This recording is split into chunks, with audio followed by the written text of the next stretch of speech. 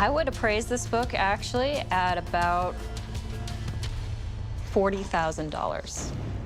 Let me tell you, you are lucky. You probably saved my job. Well, you can thank me with some chocolate or something. Rebecca Romney seemed like the perfect rare book expert on Pawn Stars.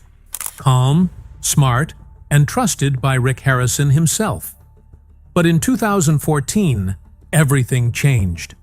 A stolen book worth $40,000 appeared on the show. Then the FBI stepped in and questioned Rebecca about how stolen books made it onto national TV. By January 2015, she vanished from the show without explanation. No goodbye, no official statement. Today, we're uncovering what really happened behind the cameras and why the truth was buried for so long. Rebecca Romney was born on April 6, 1985, in the warm desert city of Phoenix, Arizona. Back then, nothing about her life pointed toward rare books or million-dollar manuscripts. In fact, she once joked that old books were boring relics for old men. Her dream was to become a philosopher, or maybe a translator. She loved languages, ideas, and deep conversations, things that had nothing to do with the auction world she would one day dominate. At 18, she went to college, thinking she'd spend her life in classrooms. By 22, she had mastered 5.5 languages: English, French, Japanese, Latin, ancient Greek, and even some Old English she taught herself by studying for 12 hours a day. She once translated a 300 BC Greek papyrus for a university exam and aced it. Professors were shocked, and her skills would later help her uncover forgeries that could have cost collectors millions. Between 2003 and 2007, she studied philosophy and classical studies at Brigham Young University. While her classmates were choosing safer majors, Rebecca was busy debating free will in 4-hour seminars and decoding ancient texts in their original forms. She took extra classes, pulled off a perfect GPA, and graduated with honors. Her thesis involved comparing 2nd century Greek fragments of Plato's Republic. Nobody knew it then, but this strange mix of philosophy and ancient language was preparing her for something incredible.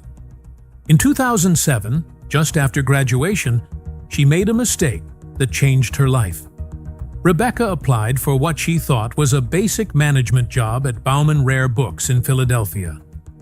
But when she walked into the interview, she realized she'd misunderstood the job posting. It was for a rare book specialist, something she knew nothing about. She almost walked out. Instead, she stayed, admitted she had no experience, and got the job anyway. Her language skills caught their attention, and that was enough. Within months, she was handling books worth more than most homes. A Shakespeare folio from 1623, a page from the Gutenberg Bible, first editions of Isaac Newton's Principia Mathematica. She was thrown into a world where one mistake could cost a fortune. By 2010, just 3 years later, she was promoted to gallery manager in Las Vegas. She was 26. By 2013, at age 29, she became the youngest senior director in the company's history. That role gave her control over catalogs, auctions, and private sales totaling over $10 million a year. One of her clients paid $300,000 for a book printed in 1472, and she wasn't just good at selling, she was uncovering fakes no one else could spot. Rick Harrison didn't find Rebecca Romney through a casting call. He already knew her. Back in 2007, she joined Bauman Rare Books when they opened a location in Las Vegas. By 2010, she was running the place. Rick had been running gold and silver pawn since 1989, and the world of rare books and antiques in Vegas wasn't that big. Their paths crossed at local events, through mutual contacts, and through a shared obsession with history. So when Rick needed someone who truly understood old paper, not just books, but documents, signatures, handwriting, he didn't ask producers to find an expert. He picked up the phone and called her. That call led to her first appearance on Pawn Stars in 2011, not as a hired TV personality, but as someone already trusted off-camera. Their friendship grew after filming. They even went on double dates, and fans had no idea that the calm, book-smart expert on screen wasn't just a good fit. She was hand-picked. When she stepped in front of the camera for the first time in Season 4, April 4, 2011, she was handed a stack of Civil War-era papers. Among them was a Confederate bond from 1861 that could be worth $5,000, if real. She examined the paper texture, the ink, even the way it had been printed. In less than 10 minutes, she exposed a forged signature that dropped the value from 10 grand to a few $100. Viewers were glued to the screen. She spoke with confidence, quietly cross-checking details while cameras rolled. By the end of the episode, she wasn't just another guest expert, she was the book lady, and she stole the show. Ratings jumped by 15%. From that point on, if the pawn shop got anything made of paper, books, letters, historical documents, Rebecca was the one they called. Between 2011 and 2020, she appeared in around 30 episodes, with her most active run happening in the first 4 years. In that time, she appraised everything from a $2,000 replica of a 1493 Columbus letter to an original broadside of the Declaration of Independence worth $15,000.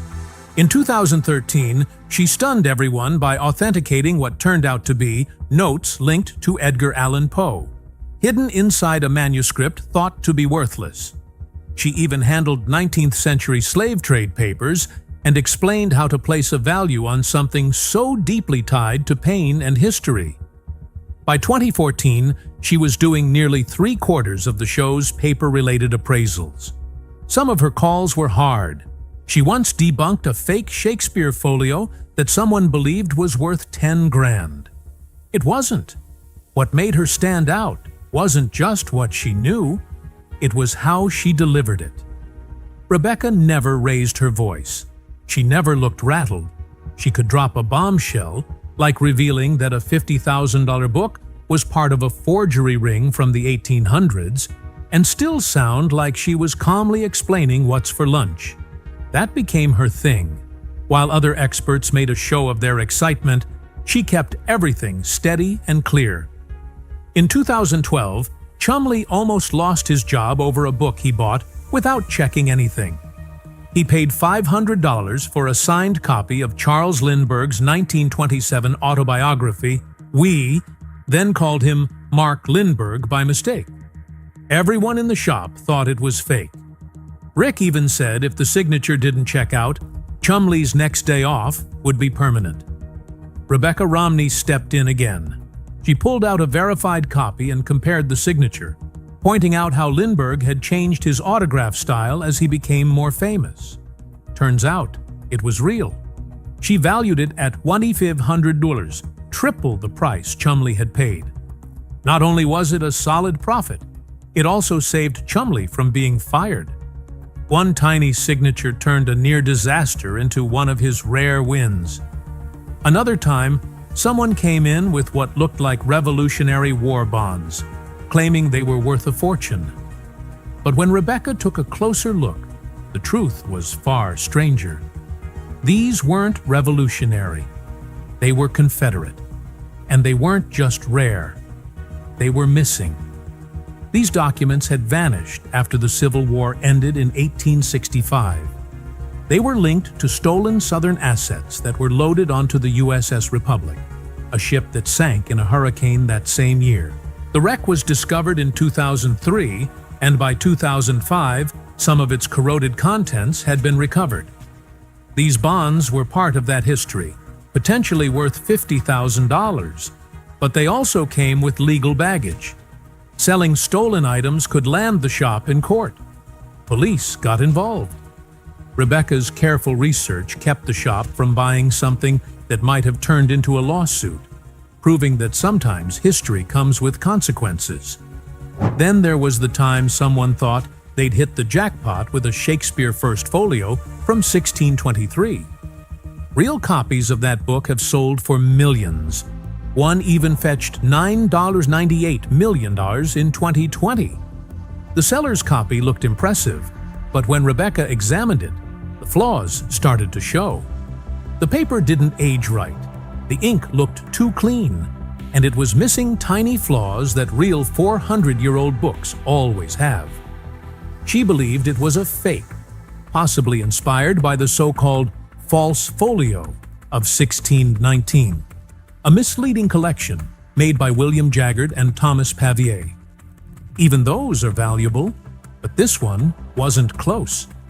If Rick had bought it, the shop could have lost thousands. Her sharp eyes saved them from making one of the costliest mistakes in Pawn Stars history. But sometimes, the items were as real as they come, and just as powerful. That's what happened when someone brought in a first edition of On the Origin of Species by Charles Darwin. The book came out on November 24, 1859, and it sold out on its first day. Only 1,250 copies were printed. Rebecca took one look at the green cloth binding, the diagrams, and the ads dated June 1859, and she knew it was authentic. She valued it at $75,000. The impact of Darwin's book couldn't be overstated. It reshaped science and religion forever. Even Copernicus and Newton hadn't caused such a shock. Some copies, especially those with Darwin's personal notes, have sold for over $500,000. Later editions aren't nearly as valuable. For example, the 1860 second edition, where Darwin removed his odd whale bear story, is only worth around $9,500. But that first printing changed everything, and this one, sitting in the shop, was the kind of find that most collectors dream about. Between 2011 and 2015, she became a fan favorite, especially after she evaluated a first edition of Frankenstein in an episode that lit up online forums. That book was worth $20,000, and so was the reaction it triggered. People started calling her the Book Whisperer, and she quickly gained tens of thousands of followers. Viewers begged producers to give her more screen time. Some even asked for a spin-off. But not everything was perfect behind the scenes. In 2014, an episode of Pawn Stars aired that would quietly set off one of the show's strangest and most unsettling rumors. A man walked into the gold and silver pawn shop, claiming to have a rare 1841 edition of the Book of Mormon.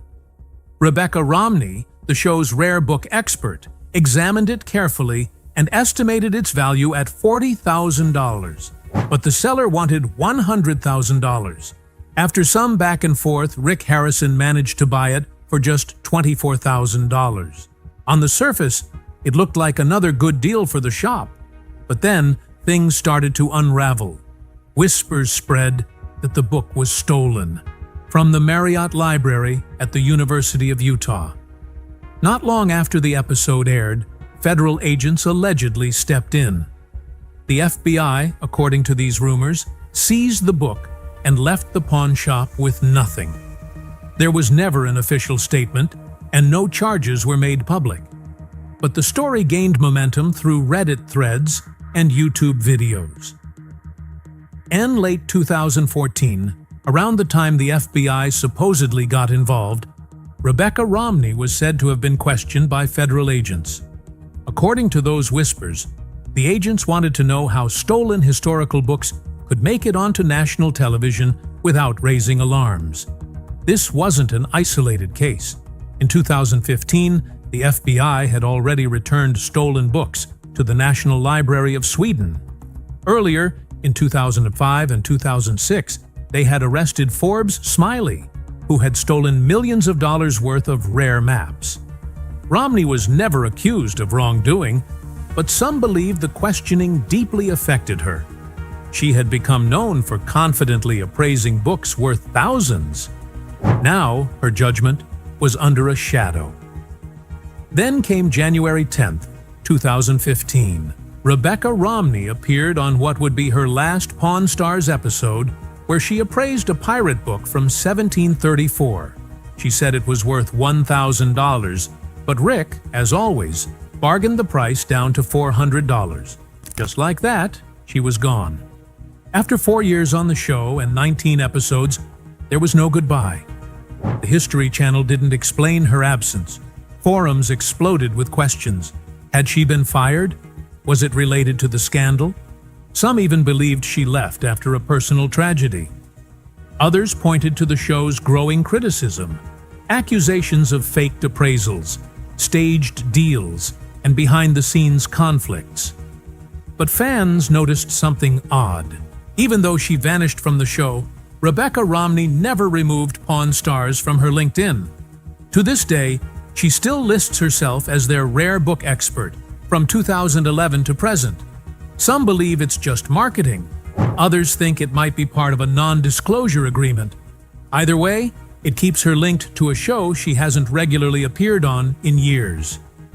In 2016, she moved to Philadelphia. Officially, it was for a promotion. She left the Las Vegas gallery behind and became senior director at Bauman Rare Books, handling library acquisitions and catalogs. She later worked in Brooklyn and eventually settled in Washington, D.C., where she co-founded a new rare book company. So yes, there was a perfectly reasonable explanation for her departure. But the timing still raised eyebrows.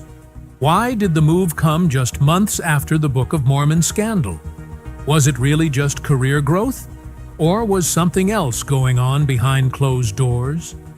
By 2022, fans got a brief glimpse of her again. In a special episode of Pawn Stars Do America, she rejoined the crew in Washington, D.C., and appraised another pirate book.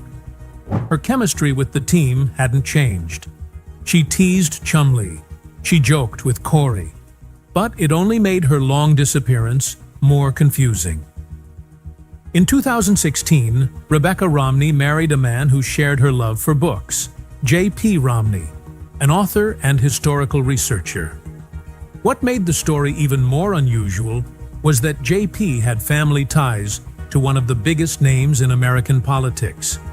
He was distantly related to Mitt Romney, the man who ran for president in 2012 and pulled in nearly half the nation's votes. Through this marriage, Rebecca found herself loosely connected to a dynasty that included former Michigan Governor George Romney, who held office from 1963 to 1969. But despite all these links, she's never met Mitt Romney. The connection was real but distant, more name than relationship.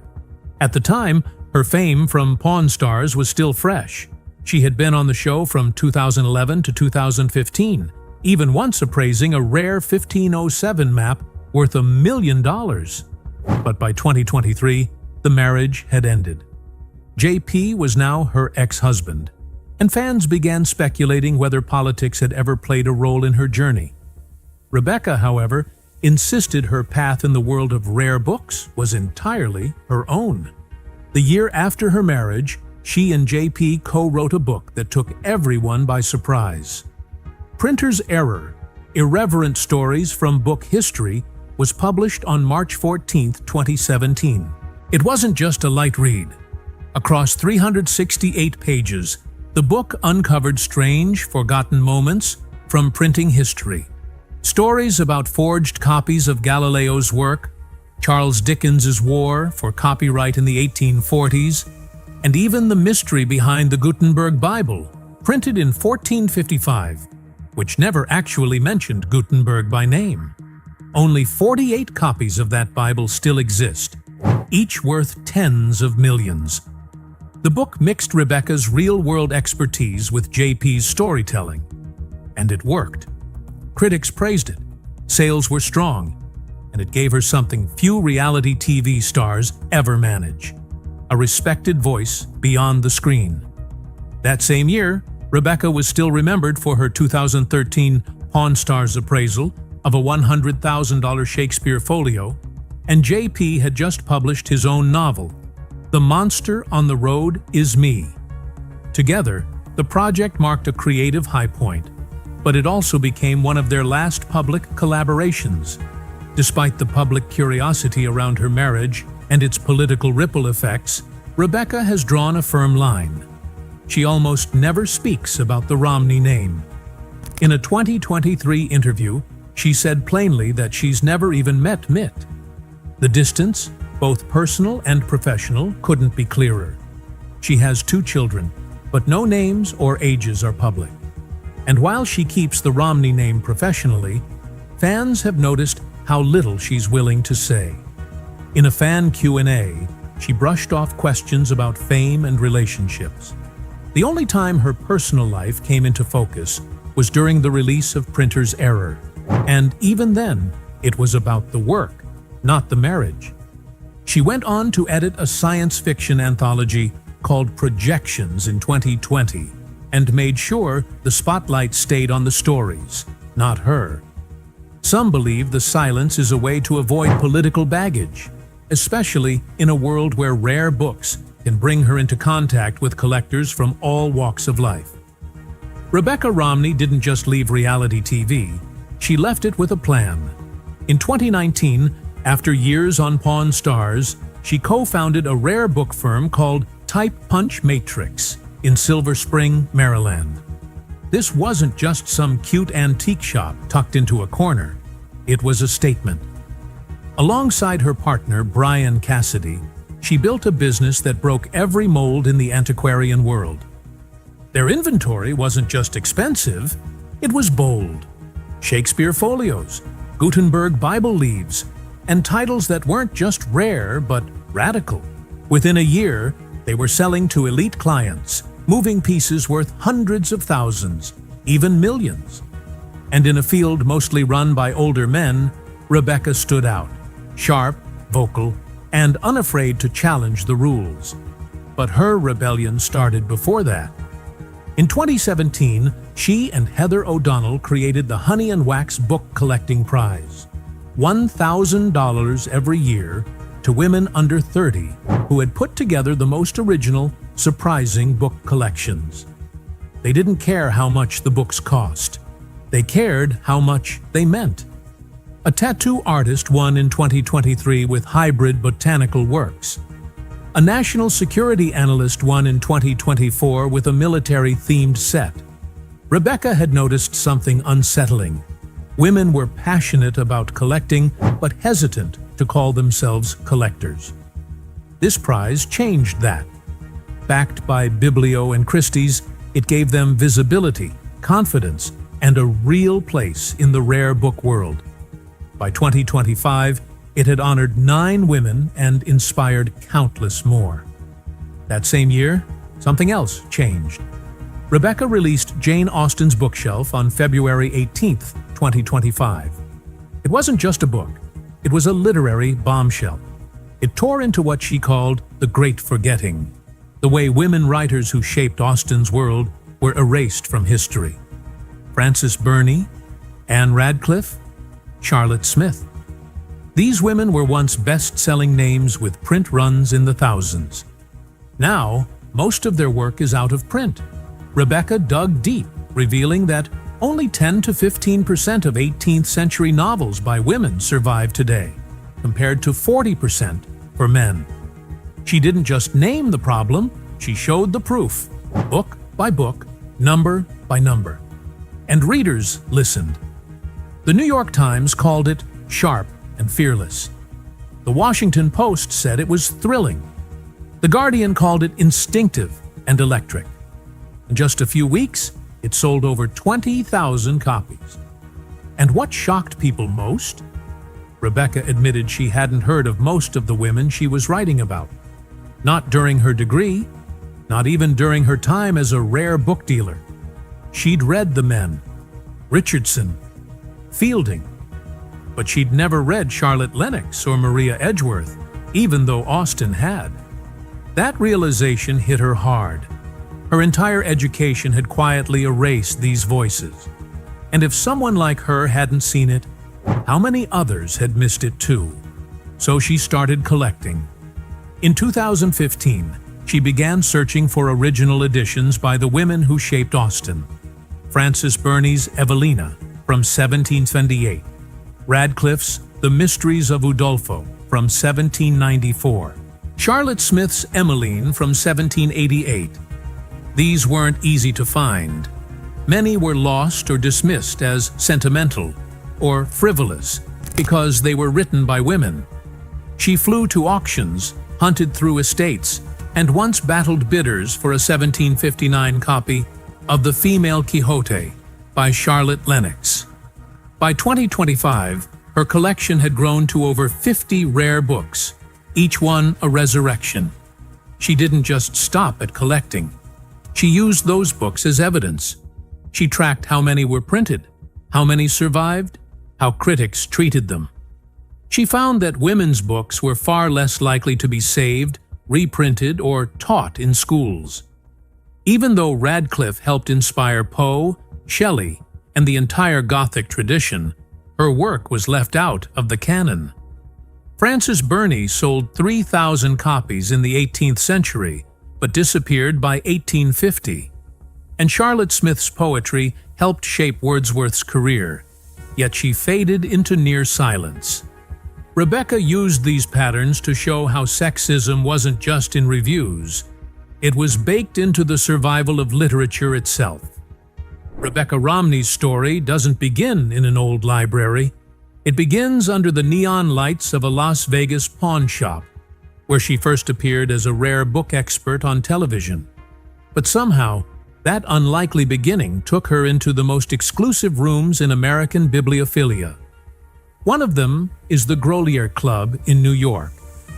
Founded in 1884, it's the oldest and most elite society of book collectors in the country. Only 825 people worldwide can call themselves members. And yet, in May 2025, Rebecca will be there delivering a lecture titled Jane Austen's Bookshelf, Collecting as Investigation. That talk began with a single moment in 2023 when she stumbled across a Victorian edition of Evelina by Frances Burney. That book changed everything. It led her down a path of uncovering the women who once inspired Austen, but were mostly erased from the canon. She isn't just telling literary history. She's actively rewriting it. Since 2015, she's also been a pillar of the antiquarian book seminars. Every year, more than 100 aspiring rare book dealers gather to learn from her. She tells them the truths most never hear, that the rare book world isn't always pure. She speaks openly about the Thomas J. Wise forgeries of the 1930s, a scandal involving more than 50 fake first editions that fooled experts for decades. She shows how collecting isn't just about owning, it's about uncovering. Her lessons go deeper than market value. They reveal the hidden fingerprints of authors forgotten by history. One of those authors was Burney, whose 1778 novel sold 500 copies in its first run and helped lay the foundation for Pride and Prejudice. Rebecca's work is the reason people are beginning to recognize that. She's also changing how rare books are authenticated. In 2019, she co-founded Type Punch Matrix, but it wasn't just another book firm. By 2023, she was using AI and blockchain to authenticate provenance, with a test case involving a $50,000 Sylvia Plath manuscript. The software could trace ownership back to 1956. This leap wasn't accidental. It grew out of the frauds exposed in her 2017 book, Printer's Error, which dove into the history of forged books, like the fake Gutenberg Bibles of the 1840s. By 2022, she was working with tech firms to build tools most collectors could only dream of. These included spectral ink scanners that can detect forgeries with 95% accuracy, things even the human eye would miss. In 2024, one of these tools uncovered a forged Columbus letter from 1493, and she didn't keep these tools locked away. She brought them into her seminars. Over 200 dealers learned how to use them in the past year alone. Techniques once confined to the Smithsonian were suddenly in everyone's hands. She even started working on VR simulations that allow people to handle rare books digitally without ever touching the real thing. It's not just preservation, it's transformation. But her ambition didn't stop there. By 2025, she's expanding Type Punch Matrix into museum consulting. From a humble $100,000 startup in 2019, the company has now appraised over 1,000 rare items worth more than $10 million. One of those was a 16th century manuscript shown at the Boston Book Fair in 2023. Another was a lightning-fast sale in 2022 when she helped the Lilly Library acquire 2,000 romance novels for $250,000 in just 16 hours, a record in the field. These aren't just business wins, they're statements. Her consulting now focuses on getting overlooked voices into institutional collections. In 2024, she helped curate an exhibit spotlighting 18th century Black writers. Her team in Silver Spring, Maryland, now includes 10 people. If her consulting model succeeds, it could bring in $2 million a year through museum partnerships alone.